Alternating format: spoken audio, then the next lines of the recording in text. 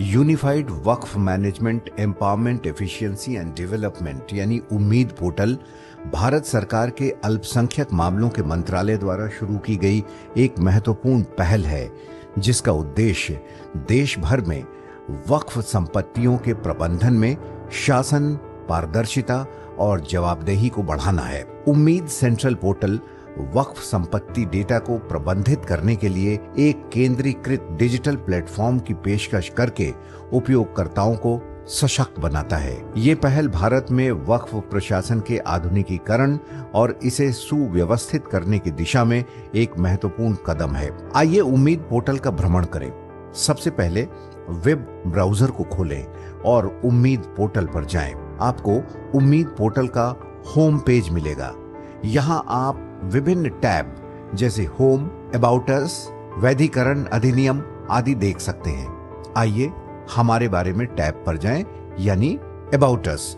वक्फ संशोधन अधिनियम 2025 8 अप्रैल 2025 से प्रभावी हो गया है, जिसमें कुशल वक्फ संपत्ति प्रबंधन के लिए एक केंद्रीकृत डिजिटल पोर्टल की शुरुआत की गई है। ये पोर्टल पंजीकरण, सत्यापन, कानूनी ट्रैकिंग और राजस्व निगरानी के लिए सिंगल विंडो सिस्टम के रूप में काम करता है। अबाउट अस में आप और भी डिटेल में जानकारियां देख सकते हैं। आइए अब हम सीखते हैं कि उम्मीद पोर्टल पर रजिस्ट्रेशन कैसे करें। अब रजिस्ट्रेशन पेज खोलने के लिए रजिस्टर साइन इन बटन पर क्लिक करें। इस लॉगिन पेज पर रजिस्टर करने के लिए new user register here tab पर क्लिक करें। अब ड्रॉप डाउन सूची से उपयोगकर्ता की श्रेणी का चयन करें। एक बार जब आप मुतवल्ली का चयन कर लेते हैं, पहला नाम, मध्य नाम और अंतिम नाम, पिता पति का नाम भरें। कैलेंडर से जन्मदिन चुनने के लिए फील्ड बॉक्स पर क्लिक करें। पंजीकरण करते समय उपयोगकर्ता की आयु कम से कम 21 वर्ष या उससे अधिक होनी चाहिए। ड्रॉप डाउन में उपलब्ध विकल्पों में से अपना जेंडर चुनें। वैध 10 अंकों वाला भारतीय मोबाइल नंबर दर्ज करें। वेरीफाई करने के लिए इस नंबर पर एक ओटीपी भेजा जाएगा। ओटीपी प्राप्त करने के लिए ओटीपी सेंड पर क्लिक करें। फिर वेरीफाई करने के लिए ओटीपी वेरीफाई करें। एक वैध ईमेल पता दर्ज करें। इसका उपयोग संचार और वेरिफिकेशन के लिए किया जाएगा। ओटीपी प्राप्त करने के लिए ओटीपी सेंड पर क्लिक करें और ओटीपी वेरीफाई करने के लिए ओटीपी वेरीफाई पर क्लिक करें। ड्रॉप डाउन सूची में अब अपना धर्म चुनें।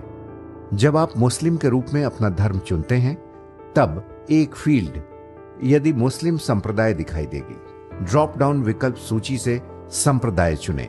अपनी उच्चतम शिक्षा स्तर और अपना वर्तमान रोजगार जो भी हो उसका चयन करें। अब आप स्थायी या वर्तमान पता भरें। राज्य, जिला, तहसील, गांव, एलजीडी कोड का चयन करें। आपके गांव इलाके से जुड़ा ये एलजीडी कोड आपके गांव पिन कोड के चयन के बाद स्वचालित रूप से ऑटो पॉपुलेटेड हो जाएगा। पता वाली पंक्ति 1 में आपके आवासीय पते का प्राथमिक भाग, 2 और 3 में अतिरिक्त पता विवरण भरें। ध्यान रखिए, एक बार राज्य का चयन हो जाने के बाद इसे मौजूदा विवरणों के लिए लॉक कर दिया जाएगा और बाद के चरण में इसे बदला नहीं जा सकेगा। ड्रॉप डाउन से वो पहचान प्रमाण चुनें जिसे आप सबमिट कर रहे हो, जैसे Aadhaar card, voter ID, PAN card इत्यादि। अपने चयनित पहचान प्रमाण की पीडीएफ फाइल अपलोड करने के लिए फाइल पर क्लिक करें। ड्रॉप डाउन मेनू से वो दस्तावेज चुनें जिसका उपयोग आप पते के प्रमाण के रूप में कर रहे हैं, जैसे बिजली का बिल, पानी का बिल इत्यादि। अपने चयनित पते के प्रमाण की पीडीएफ फाइल अपलोड करने के लिए फाइल चुनें।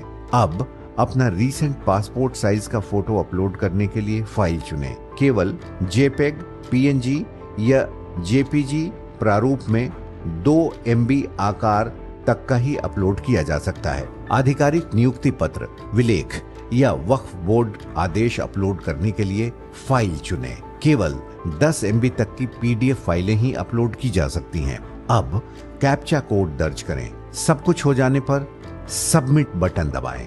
रद्द करने के लिए कैंसिल पर क्लिक करें। एक बार सबमिट करने के बाद यस आने पर आगे बढ़ें और वहां क्लिक कर दें।